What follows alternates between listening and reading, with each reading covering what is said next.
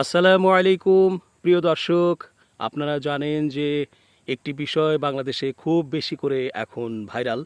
সেটা হচ্ছে যে হাইকোর্ট থেকে নাকি একটা ঘোষণা দেওয়া হয়েছে যে প্রথম স্ত্রীর অনুমতি ছাড়াই যে কোনো পুরুষ দ্বিতীয় স্ত্রী গ্রহণ করতে পারবে, অর্থাৎ আরেকটি বিয়ে করতে পারবে। এ বিষয়ে আমরা বিস্তারিত আলোচনা শুনব আমাদের প্রিয় ব্যক্তিত্ব অ্যাডভোকেট আলহাজ মোহাম্মদ জামাল উদ্দিন বীর মুক্তিযোদ্ধার কাছ থেকে। তিনি একজন ইসলামী চিন্তাবিদও বটে, সাহিত্যিক তিনি এবং শিক্ষাবিদ। এছাড়া তিনি একজন কবি, তিনি একজন চিন্তক। এছাড়াও আমি যেটা বললামই যে তিনি একজন অ্যাডভোকেট, লেখক, উপন্যাসিক, প্রাবন্ধিক, অনেক পরিচয় তার আছে। 1971 সালে সম্মুখ সমরে তিনি যুদ্ধ করেছেন। তার পাশেই যুদ্ধরত অবস্থায় তার বন্ধু নিহত হন। এই ঘটনা সত্যিই কষ্টদায়ক। যাই হোক, আমরা এই শ্রদ্ধেয় ব্যক্তিত্ব জনাব আলহাজ মোহাম্মদ জামাল উদ্দিন মহোদয়ের কাছে এসেছি। আমরা হাইকোর্টের ওই যে সিদ্ধান্তটি যে প্রথম স্ত্রীর অনুমতি ছাড়াই বিয়ে করা যাবে দ্বিতীয় আরেকজনকে, এই বিষয়ে আমরা প্রাথমিকভাবে কিছু শুনি, তারপর আমরা বিস্তারিত প্রশ্নোত্তরের মাধ্যমে আমরা আরও গভীরে ঢুকব। তো জনাব, আসসালামু আলাইকুম, কেমন আছেন? ওয়ালাইকুম আসসালাম রহমতুল্লাহ বারকাত। আলহামদুলিল্লাহ, আল্লাহর দয়ায়, পরম করুণাময় দয়ালু দাতা আল্লাহর ইচ্ছায়, আল্লাহর মহব্বতে খুব সুস্থ সবল আছি, ভালো আছি ইনশাল্লাহ। বাহ, অনেক ধন্যবাদ আপনাকে, আমাদের এই অনুষ্ঠানে আপনি এসেছেন। যাই হোক, প্রথম প্রশ্নটি দিয়ে শুরু করি। সেটা হচ্ছে যে এই যে হাইকোর্ট থেকে রায় হলো যে প্রথম স্ত্রীর অনুমতি ছাড়াই দ্বিতীয় বিয়ে করা যাবে, এই বিষয়ে প্রাথমিকভাবে আমরা একটু আলোচনা শুরু করতে চাই। আপনি আপনার কথাগুলো শুরু করতে পারেন যে আপনার কাছে কি মনে হচ্ছে এই বিষয়টাতে। সুবহান আল্লাহ, আলহামদুলিল্লাহ, লা ইলাহা ইল্লাল্লাহু আল্লাহু আকবার। আমার ব্যক্তিগত অভিমত এখানে প্রাধান্য না। এখানে হলো পরম করুণাময় অসীম দয়ালু দাতা অফুরন্ত রহমতের ভান্ডার আল্লাহ সুবহানাহু ওয়া তাআলার ইচ্ছা, তার বাণী, পবিত্র কালামে মসজিদ কুরআনুল মসজিদে তার পবিত্র বাণীর যে ঘোষণা তিনি দিয়েছেন, সেটি হলো আসল, সেটি হলো মূল কথা, এবং সেটি হলো স্বতঃসিদ্ধ। কোরআনের সেই আলোকে নবী করিম আমি বলতে চাই যে আল্লাহ তাবারক তাআলা বলেছেন, যে কোরআনের মধ্যে বলেছেন যে তুমি একটা বিয়ে করতে পারো, তারপর দুটা, তারপর তিনটা, তারপর চারটা, এই পর্যন্ত একজন পুরুষ চারজন বিবি সে গ্রহণ করতে পারে, বিয়ে করে তার অধীনস্থ নিতে পারে। তবে এখানে বলা হচ্ছে যে যদি আপনার সামর্থ্য আপনার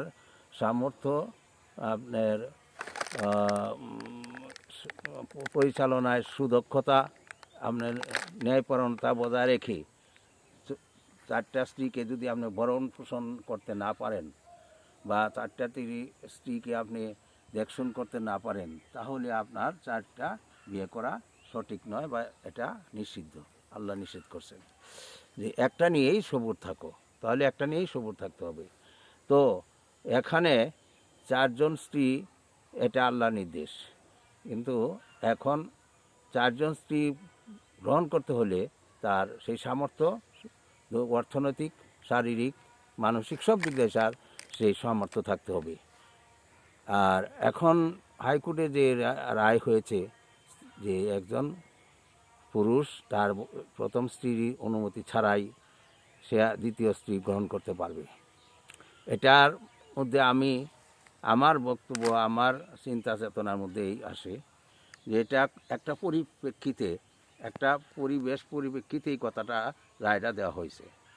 কেননা একজন স্ত্রী যদি স্বামীর অনুগত না হয়, সে যদি স্বামীর অবাধ্য হয়, সে যদি বেহায়া বেলাজ হয়, দুশ্চরিত্রবান হয়, এবং স্বামী রূপে সে যদি কর্তৃত্ব বেশি দেখায়, শক্তি সামর্থ্য তার সাপোর্ট সব কিছু যদি স্বামীর চেয়ে তার প্রবল হয়, তো অনেক সময় দেখা যায় যে স্বামীর ইচ্ছা সত্ত্বেও স্বামী আর দ্বিতীয় স্ত্রী গ্রহণ করতে পারে না, কারণ স্ত্রী তার প্রতিবন্ধী হয়ে দাঁড়ায়।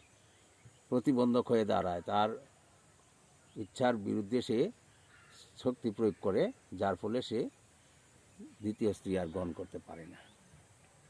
দ্বিতীয় স্ত্রী গ্রহণ করার অর্থটা হলো এই যে প্রথম স্ত্রীর দ্বারা সে নির্যাতিত, নিগৃহীত। যেমন একটা স্ত্রী স্বামীর দ্বারা নির্যাতিত হয়, পুরুষ দ্বারা নির্যাতিত হয়, তেমনি স্ত্রীর দ্বারাও স্বামী বা একটা পুরুষ নির্যাতিত, নিগৃহীত হয়। কারণ সেই পুরুষটা তারকে উপার্জন করে খাওয়ায়, তার ভরণ পোষণ, তার মান সম্মান সব কিছু দায়িত্ব পুরুষের থাকে। এরপরে স্ত্রী যদি স্বামীর অবাধ্য হয়, তার যদি স্বামীর অবাধ্য এবং অনানুগত হয়, তার যদি প্রতিবন্ধী হয়, তার যদি প্রতিবন্ধকতা সৃষ্টি করে তার কোনো কার্যকলাপে, তার আচরণে, তাহলে স্বামী সবসময় মনক্ষুণ্ণ হয়, দুঃখিত হয়, এবং তার তখন স্ত্রীর প্রতি ভালোবাসা মহব্বত থাকে না, এবং সেই স্ত্রী দ্বারা তার সুখী সংসার হয় না। একজন স্ত্রী স্বামীর এমন একজন ব্যক্তি যে স্বামী তার সারাদিনের পরিশ্রান্ত হয়ে অফিস আদালত বা ব্যবসা বাণিজ্য থেকে এসে স্ত্রীর কাছে যদি সে সুব্যবহার না পায়, স্ত্রীর কাছে যদি সমাদর না পায়, তার কাছে যদি সে আদর না পায়, সেবা যত্ন না পায়, তো স্বভাবতই একজন স্বামী স্ত্রীর সাথে তার কোনো মহব্বত হতে পারে না, স্ত্রীর প্রতি তার ভালোবাসা জাগে না। কাজেই স্বামীর সংসারে স্বামী যদি সুখী না হয়, স্ত্রীও সুখী না। একটা সংসার স্বামী স্ত্রী উভয় মিলেই সংসার হয়, সুখী সংসার হয়। তো কাজেই এখানে স্বামীর ইচ্ছা করেই আর একটা বিয়ে করতে পারে, তার মনের শান্তির জন্য, সংসারের শান্তির জন্য, তার জীবনকে সঠিকভাবে সুন্দরভাবে সৎ পথে পরিচালিত করার জন্য একজন স্ত্রী তার গাইডার হিসাবে, তার গাইডেন্স হিসাবে সে সতী সাধ্বী এবং আনুগত স্বামী ভক্ত হতে হবে। এই দৃষ্টিভঙ্গিতে দেখা যায় যে সেই পুরুষ তার স্ত্রী দ্বারা সে লাঞ্ছিত বঞ্চিত হয় এবং বাধ্য হয়ে সে তখন একটা বিয়ে করে। বিয়ে সে কিন্তু স্ত্রীর প্রতি বিরক্ত হয়ে, অসন্তুষ্ট হয়েই করে, স্ত্রীর প্রতি সন্তুষ্ট হয়ে করে না। কারণ একটা স্ত্রী ইচ্ছা করলে তার স্বামীকে যত রকম সেবা সান্ত্বনা দেওয়ার তার দক্ষতা আছে বা তার শক্তি আছে, তার সেই শক্তি, দক্ষতা বা সেই আচরণ দ্বারা সে একটা স্বামীকে যথেষ্ট পরিমাণ পরিপূর্ণভাবে শান্তি এবং তাকে সুখ শান্তি দিতে পারে, তার মনে শান্তি স্বস্তি আনতে পারে, তাকে সৎপথে সুপথে পরিচালিত করতে পারে। এখন স্ত্রীর জন্যই স্বামীর যদি দুঃখ দুর্দশা হয়, স্বামী যদি অশান্তি হয়, তো সেই স্ত্রী তো তার কোনো মূল্য নাই, সেই স্ত্রী তার কাছে কোনো দাম নাই, এবং আল্লাহ তাকে গ্রহণ করবে না। তাকে সতী সাধ্বী স্ত্রী হিসাবে, তাকে জান্নাতবাসী স্ত্রী হিসাবে, জান্নাতি স্ত্রী হিসাবে গ্রহণ করবে না। স্বামী যতই খারাপ হোক, কিন্তু স্ত্রী যদি স্বামীর অনুগত না হয়, তাহলে কোনো দিনেই আল্লাহ সেটা বরদাস্ত করে না। তো বাধ্য হয়ে স্বামী তার ব্যক্তি প্রশান্তির জন্য, তার আত্মার শান্তির জন্য, তার দিন, তার ইবাদত বন্দেগী করার জন্য, সৎ পথে চলার জন্য, সুন্দরভাবে চলার জন্য সে দ্বিতীয় স্ত্রী অবশ্যই গ্রহণ করতে পারে। কারণ দ্বিতীয় স্ত্রীর মাধ্যমে সে যদি সুন্দরভাবে জীবনযাপন করতে পারে, শান্তিপূর্ণভাবে জীবনযাপন করতে পারে, তাহলে তার স্ত্রী গ্রহণ করা এটা কোনো অন্যায্য না, বা এটা কোনো অন্যায় না, এটা কোনো অন্যায় হইতে পারে না। এটা শুধু তার স্ত্রীর জন্যই তার এই কাজটা স্ত্রীর অনুমতি ছাড়া সে করেছে। স্ত্রী তো তার অনুমতি দিবে না, কারণ যে খারাপ স্ত্রী, যে স্ত্রী তার স্বামীর অনুগত না, যে স্ত্রী চরিত্রহীনা, স্বামীর অবাধ্য, সেই স্ত্রী কোনো সময় স্বামীকে তার দ্বিতীয় স্ত্রী গ্রহণ করার জন্য অনুমতি দিবে না। এটা কোনো সময় কল্পনা করা যায় না। কাজেই এটা অনুমতি ছাড়াই করতে হবে। এটা রায়টা দেওয়া হয়েছে যে হাইকোর্ট থেকে, এটা ঠিকই আছে। কারণ স্বামীর অনুমতি নেওয়ার কোনো এখানে সুযোগ নাই, বা কোনো রকম সে সুযোগ সুবিধা বা কোনো রকম তার স্ত্রীর কাছ থেকে সহানুভূতি পাবে না, স্বীকৃতি পাবে না। কাজেই এটা ঠিকই আছে, এটা করা কোনো সময় তার জন্য অন্যায় না, বা এটা আল্লাহর বিধানের বাইরে কিছু না। কাজেই একজন স্ত্রী স্বামীর অনুগত হলে সেই স্বামী কোনোদিনই দ্বিতীয় স্ত্রী গ্রহণ করতে চায় না বা করে না, কারণ প্রয়োজন নাই যায়।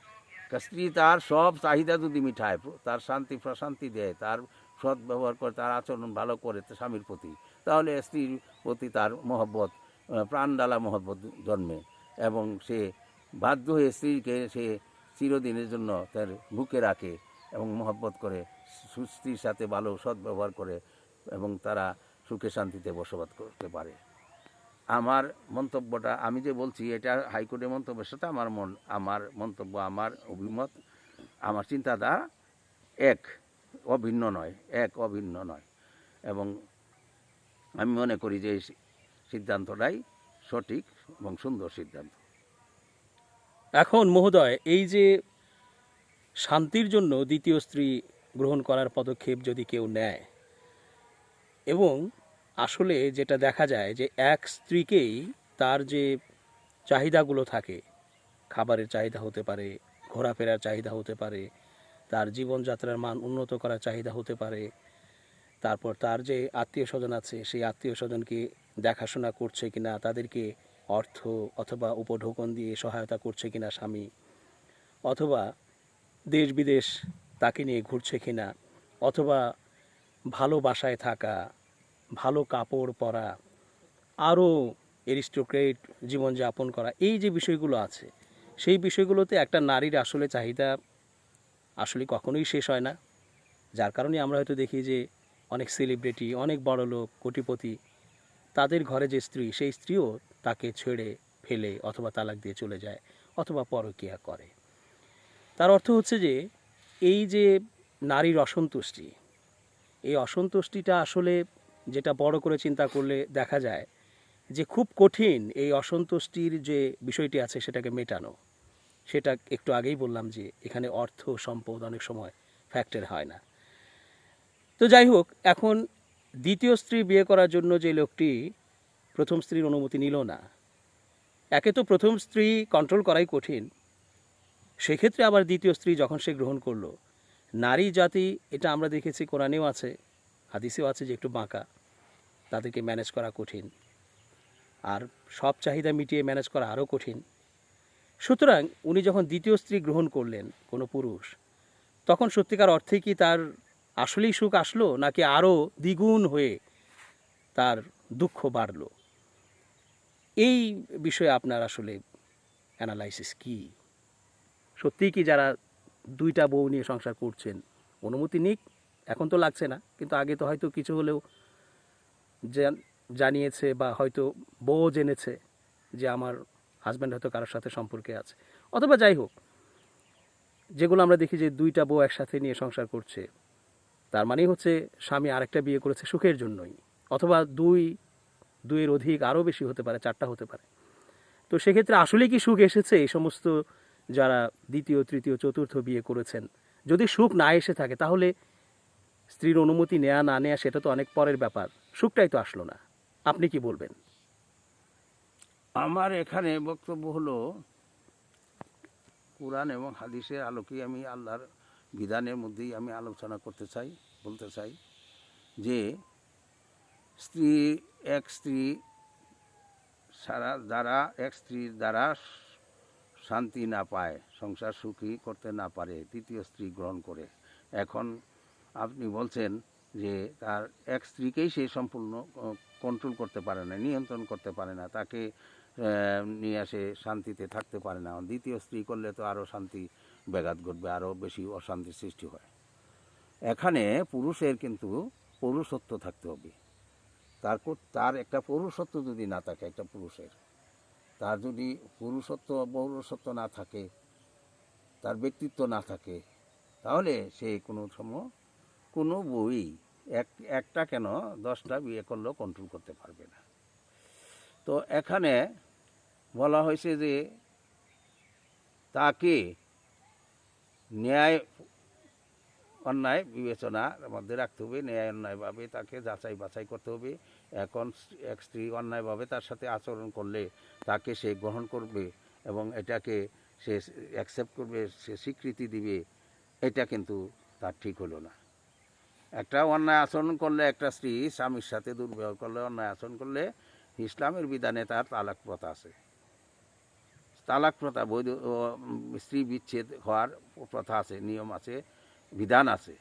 আল্লাহ এই জন্য এই বিধানটা দিয়েছেন যে স্ত্রীকে তুমি একবার, দুইবার, তিনবার, তার যদি একটা আচরণে সে শুদ্ধ না হয়, পরিশুদ্ধিত না হয়, তোমার সাথে দুর্ব্যবহার করতেই থাকে, তাহলে তাকে তুমি কি করো? তালাক দাও। তালাক দেওয়াটা এটা বিধান, আর এটা একটা কঠিন কিছু না। এটা তিনটা কথা খালি মুখে বলা, অথবা এবং কি রাষ্ট্রীয়ভাবে বা রাষ্ট্রীয় বিধান অনুসারে তাকে সেই কাজী অফিসে তার লিখিতভাবে তালাকের ব্যবস্থা করা। এখন তালাক দেওয়ার যেখানে বিধান আছে, তালাক না দেওয়া যদি একটা স্বামী স্ত্রীকে নিয়ে থাকে এবং তা সে দুর্ব্যবহার করতেই থাকে, তাহলে তার এটা কিছু প্রতিরোধ করার কোনো পথ নাই বা কোনো রকম কৌশল তার নাই। কারণ স্ত্রীকে সে বুঝাইয়ে সুজাইয়ে সে তার সাথে সদ্ব্যবহার করেও তাকে যদি সে সৎ পথে আনতে না পারে, সৎ ব্যবহারে আনতে না পারে, তাহলে তার এখানে কর্তৃত্ব কিছুই নেই। এখানে সে দুইটা বিয়ে করুক বা তিনটা করুক, যাই করুক, এখানে কোনোটাতেই সে শান্তি পাবে না। কোনো বইয়ের মাধ্যমে, কোনো বইয়ের আচরণে বা তাদের ব্যবহারে সে শান্তি পাবে না। এটা সত্যি কথা। কাজেই পুরুষকে পুরুষত্ব থাকতে হবে। তার পুরুষের যে গুণাবলী, পুরুষের যে সৌর্য বীর্য, তাদের যে শক্তি সামর্থ্য, তাদের যে স্ত্রীর উপর তাদের যে ন্যায় প্রতিষ্ঠার বিধান, এইগুলি তার ঠিক রাখতে হবে, ঠিক মতো চালাতে হবে। না হলে কোনো সময় সে তার স্ত্রীকে কন্ট্রোল করতে পারবে না। স্ত্রীরা সাধারণত আল্লাহর বিধান আছে যে স্ত্রীরা যেহেতু আল্লাহ আদম আলাইহিস সালামের বাম পাজরে হাত দ্বারায় তার সঙ্গিনীকে সৃষ্টি করেছেন, হাওয়াকে সৃষ্টি করেছেন। তো মেয়ে মানুষ সৃষ্টি হয়েছে শুধু পুরুষের সেবা করার জন্য আর আল্লাহর ইবাদত করার জন্য। আল্লাহর ইবাদত করবে, পুরুষ সেবা করবে। এখন যদি পুরুষ সে আল্লাহর ইবাদত না করে, স্ত্রী করে, তাহলেও অসুবিধা নাই, সেই স্ত্রী জান্নাতি, সেই স্ত্রী জান্নাতি হবে। তবে তার স্বামীর সাথে তার দুর্ব্যবহার করা যাবে না। যেমন উদাহরণস্বরূপ বিবি আসিয়া আর ফেরাউনের ঘটনাটাই সংক্ষেপে বলছি। ফেরাউন খারাপ ছিল, আল্লাহর সে কি ছিল? আল্লাহর প্রতিদ্বন্দ্বী ছিল। সে নিজেকেই আল্লাহ বলে ঘোষণা করত এবং সে অন্যায়, অবিচার, খারাপ যত সব করত। কিন্তু ফেরাউন তার স্ত্রীর সাথে আসিয়া তাকে অনেক বোঝাইছে, কিন্তু সে আল্লাহর পথে আসে নাই। তো আসিয়া আল্লাহর কাজ করছে, ফেরাউন তার ফেরাউনি কাজ করছে, এবং কি বিবি আসিয়াকেও সে শাস্তি দিছে তার অবাধ্যতা হওয়ার জন্য। হ্যাঁ, তাকে কড়াইয়ের মধ্যে, জ্বলন্ত তেলের মধ্যে তাকে ফেলে দিয়ে মারা হয়েছে। তো এখন কথা হলো যে স্ত্রীর স্বামীর সাথে দুর্ব্যবহার করা যাবে না। ফেরাউনের সাথেও কিন্তু আসিয়া দুর্ব্যবহার করেন নাই। তিনি তাকে অনেক ভালো, ভদ্রভাবে, সুন্দরভাবে আল্লাহর কথা, আল্লাহর আদেশ, আল্লাহর বাণী শোনাইছে, বলছেন এবং তাকে নসিহত করছেন, কিন্তু সে নসিহত গ্রহণ করে নাই। এখন হুজুর পাক, এই হলো ইসলামের বিধান। কাজেই স্ত্রীরা সবসময় স্বামীর অনুগত হতেই হবে, এটা আল্লাহর বিধান, এর ব্যতিক্রম নাই। তা না হলে সে জান্নাতি হবে না। ধন্যবাদ মহোদয়। আমরা আর একটি প্রশ্ন দিয়ে শেষ করব আজকের এই সেশন। প্রশ্নটি হচ্ছে, যেহেতু এই রায়ের আগে যেটা ছিল যে কোনো পুরুষ যখন দ্বিতীয় বিয়ে করার জন্য চেষ্টা করেছে অথবা করেই ফেলেছে, তখন কিন্তু প্রথম স্ত্রী থানায় যেত অথবা আইনের কাছে যেত, বলতো যে আমাকে না জানিয়ে অথবা আমার সাথে খারাপ আচরণ করে, আমার উপর অন্যায় করে, আমার প্রতি ইনসাফ না করেই, আমার ক্ষেত্রে অনেক দায়িত্ব পালন না করেই সে শুধু তার মজার জন্য অথবা আসলে সত্যিকার অর্থেই তার হয়তো প্রয়োজন নেই, তারপরেও সে শুধু আমাকে সাহায্য করার জন্য বা আমাকে অপমানিত করার জন্য সে নিজের স্বাধীনভাবে বিয়ে করেছে, আমি এর প্রতিকার চাই। এরকম একটা অভিযোগ হয়তো করতে পারতো বা করার একটা সুযোগ ছিল। কিন্তু এখন যখন অনুমতি ছাড়াই একটা পুরুষ বিয়ে করতে পারছে, তখন তো আর অনুমতির প্রয়োজন পড়ছে না। এবং এর জন্য প্রথম স্ত্রী যদি থানায় যায় অথবা আইনের কাছে যায়, তখন তারা বলবে যে এটা তো পাশ হয়েছে হাইকোর্ট থেকে, যে এখন কোনো বাধা নেই পুরুষের দ্বিতীয় বিয়ে করতে। সুতরাং আপনি যে এসেছেন, আপনার এই অভিযোগ আমরা নিচ্ছি না। এই অবস্থায় আপনি যদি আপনার জীবন থেকেই চিন্তা করেন যে আপনার বয়স এখন হয়তো ৮০-র উপরে, এই বয়সে আপনি চিন্তা করলেন যে না, যেহেতু এটা এখন আর কোনো শর্ত নেই, আমি চাইলে আর একটা বিয়ে করতে পারি, আমার ফিনান্সিয়াল অবস্থা ভালো আছে, মানসিক অবস্থাও ঠিক আছে, সুতরাং আমি আর একটা বিয়ে করতে চাই, একটু বয়স কম দেখে বা যাই হোক, মন মতো একটা সুযোগ মতো আমি একটা বিয়ে করতে চাই, সেক্ষেত্রে কিন্তু আপনাকে প্রথম স্ত্রী বাধা দিতে পারছে না। সুতরাং এই অবস্থায় আপনি নিজের ক্ষেত্রে কী সিদ্ধান্ত নেবেন? আপনি বিয়ে করবেন না করবেন না, করলে কেন করবেন, আর না করলেও কেন করবেন না, অথবা এইরকম সুযোগ থাকা সত্ত্বেও কেন বিয়ে করছেন না? জি মহোদয়, উত্তর দেবেন। আচ্ছা, এখানে আমার যে প্রশ্নটা করা হয়েছে, এই প্রশ্নের উত্তর হলো যে আমি তো এরকম পরিস্থিতিতে পড়ি নাই। পরিস্থিতিতে পড়লে তখন যে আমার মন মানসিকতা বা আমার সিদ্ধান্ত কোনটা হয় সেটা আগাম বলার কোনো ফুরসত নাই, আগাম বলা সম্ভব নয়। পরিস্থিতি মানুষকে পরিবেশ পরিস্থিতি মানুষকে তার করে সৃষ্টি করে। পরিবেশে মানুষ man is the product of his nature and environment. তার পরিবেশ এবং তার আচরণের মাধ্যমে তার মানুষ সৃষ্টি হয়, মানুষের চরিত্র গঠন হয়। এখন আমি এই পরিস্থিতি যেহেতু পড়ি নাই, আমি এটা সম্বন্ধে মন্তব্য আর কিছু করতে পারি না। আর আমার মনে এখন এরূপ কোনো ধারণাও নাই, চিন্তা চেতনাও নাই যে আমি আর আমার স্ত্রীকে, বর্তমান স্ত্রীকে রেখে আরেকটা দ্বিতীয় স্ত্রী গ্রহণ করব। কাজেই এটা পরিবেশ পরিস্থিতির উপর নির্ভর করে। এটা কোনো একটা ব্যক্তির ইচ্ছা করলেই সব কিছু করতে পারে না। সে পরিবেশ পরিস্থিতির শিকার মানুষ। এটা পরিবেশ পরিস্থিতির শিকার হয় সবসময়, এটা জন্ম লগ্ন থেকে মৃত্যুর আগ পর্যন্ত। কাজেই এটা কাউকে এককভাবে দোষারোপও করা যাবে না, সমর্থনও করা যাবে না। বাহ, খুব সুন্দর উত্তর, খুব সুন্দর। একজন জ্ঞানী মানুষ যেভাবে উত্তর দেবেন ঠিক সেইভাবেই আপনি উত্তরগুলো করেছেন। এবং আমরা এই 3টি প্রশ্নের মাধ্যমে অনেক বিষয় জেনেছি। আমরা বলবো যে শেষ যে 2 লাইন দিয়ে হয়তো আপনি শেষ করতে পারবেন। এখানে ইউটিউব চ্যানেলে এই 23 মিনিট ধরে এখন আপনি কথা বলছিলেন, তো শেষ কথা হচ্ছে যে আপনি কি বলতে চান? মানে যারা বিবাহিত আছেন, একটা বউ আছে, সেক্ষেত্রে দ্বিতীয় বিয়ে করতে উৎসাহিত করবেন কি না, অথবা একজন বউ নিয়েই সুখে শান্তিতে যেইভাবেই হোক, কারেকশন করে হোক, সংশোধন করে হোক, অথবা বুঝিয়ে, অথবা ম্যানেজ, অথবা নিয়ন্ত্রণ, কন্ট্রোল, যাই হোক না কেন, এগুলো করেই একজনকে নিয়েই জীবন পার করে দেয়া ঠিক অথবা উত্তম কোনটা, সেই বিষয়ে 1-2 লাইনে একটু সাজেশন দিয়ে আপনি আজকে হয়তো এখানেই আপনার সাক্ষাৎকার আমরা সমাপ্তি টেনে দেব। জি। এখন ব্যাপার হচ্ছে যে একজন স্ত্রী নিয়েই সন্তুষ্ট থাকা আল্লাহ নিজে বলছেন, এবং এটার জন্য সর্বান্তকরণে পুরুষকে চেষ্টা করতে হবে। স্ত্রীকে যতভাবে বোঝানোর প্রয়োজন পড়ে সেইভাবে বোঝানো, এবং সেই জন্য না বুঝে না মানে, তাহলে তার স্বামী তো এমন কোনো শক্তি নাই যে তাকে জোর করে কোনো কিছু বাধ্য করা বা কোনো কিছু তাকে চরিত্রের পরিবর্তন করা, এটা জোর করে কেউ করতে পারে না। চরিত্র কেউ জোর করে পরিবর্তন হয় না। যেমন কয়লা ধরলে ময়লা যায় না। একটা মানুষ, একটা মেয়ে যদি চরিত্র খারাপ থাকে, আচরণ খারাপ থাকে, তো সেটাকে স্বামী চেষ্টা করে যদি না পারে শুদ্ধ পরিশুদ্ধ করার জন্য, তাহলে সে কোনোদিনই আর পরিশুদ্ধ হবে না, সুস্থ হবে না, শুদ্ধ হবে না। সে এই বাঁকা হাড় বাঁকাই থাকবে।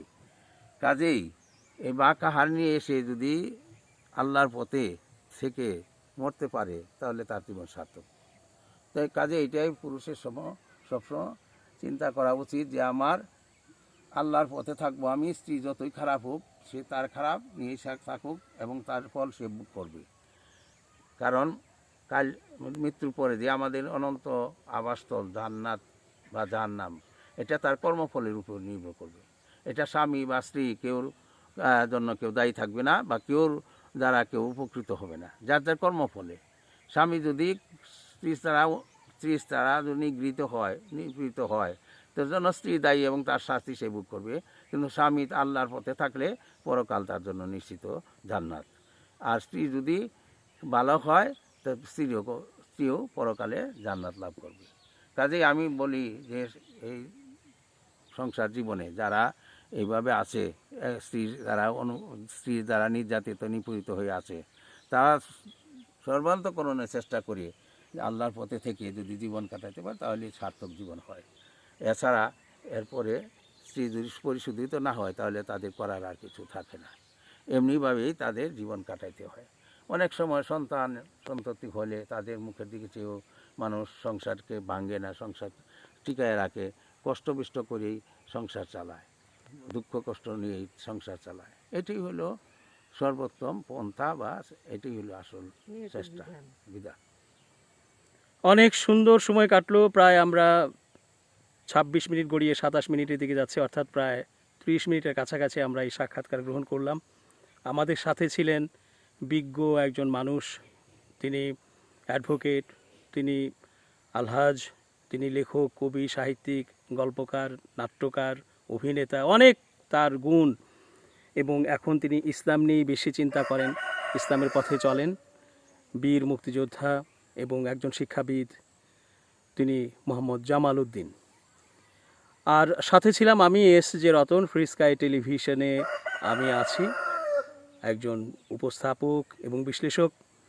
আজকে বিদায় নিচ্ছি এবং বলে যাচ্ছি যে এই 30 মিনিটের আলোচনাটি অনেকের কাছে একটা দিক নির্দেশনা হয়ে থাকবে যে আসলে আপনারা যারা এক বিয়ে করেছেন তারা আসলে এটাই কন্টিনিউ করবেন শেষ পর্যন্ত, নাকি আরেকজনকে বেছে নেবেন প্রথম স্ত্রীর অনুমতি ছাড়াই, অথবা অনুমতি নিয়েও হতে পারে যে আপনি প্রথম স্ত্রীকে পছন্দ করেন, প্রথম স্ত্রীও আপনাকে পছন্দ করে, প্রথম স্ত্রীই চাইছে আপনাকে আরেকটি বিয়ে করিয়ে দিতে, নানা প্রয়োজনেই হতে পারে, সেটা তেমনও হতে পারে। যাই হোক, এই বিষয়গুলোতে আপনার এই 30 মিনিটের এই যে ভিডিওটি আজকের, সেটা হয়তো আপনাদের জন্য সহায়ক হবে এবং গভীরভাবে চিন্তার দুয়ার খুলে দেবে।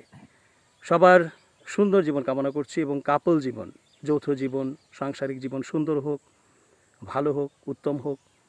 আল্লাহ পাক রহমত দান করুন, এই প্রত্যাশা ব্যক্ত করে শেষ করছি। আল্লাহ হাফেজ।